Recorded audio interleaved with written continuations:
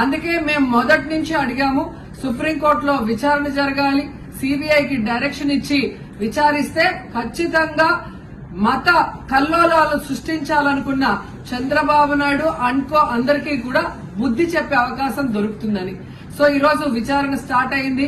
దీన్ని సిబిఐకి అప్పచెప్పి సిట్టింగ్ జడ్జి పర్యవేక్షణలో మరి విచారణ జరిగితే ఖచ్చితంగా హిందువుల మనోభిప్రాయాల్ని గౌరవించిన వాళ్ళమవుతాం, పునరుద్ధరించిన వాళ్ళమవుతాం. లేకపోతే చంద్రబాబు నాయుడు వేసిన ఈ నింద పవిత్రమైన లడ్డూని తినాలా వద్దా, దీంట్లో కలిసిందా లేదా అన్న అనుమానంతోనే భక్తులందరూ కూడా ఈరోజు లడ్డూ తినకుండా వెళ్లిపోతుంటే ఒక తిరుపతి అమ్మాయిగా చాలా బాధేస్తుంది. ఈ రోజే అలగర్ కోయిల్ మదురై దగ్గర మరి దక్షిణ తిరుమల చాలా పవిత్రమైన టెంపుల్.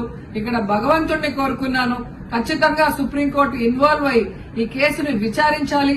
తప్పు చేసిన వాళ్ళని, అలాగే అంటే తప్పుడు స్టేట్మెంట్ ఇచ్చిన వాళ్ళందరూ ఎంత పెద్ద పొజిషన్ లో ఉన్నా కూడా వాళ్ళని శిక్షించాలి అని భగవంతుడిని కోరుకున్నాను, సుప్రీంకోర్టుని కోరుకుంటున్నాను. ఈ వీడియో కానీ మీకు నచ్చినట్లయితే లైక్, కామెంట్, షేర్ చేయండి. మరిన్ని అప్డేట్స్ కోసం సబ్స్క్రైబ్ చేయండి.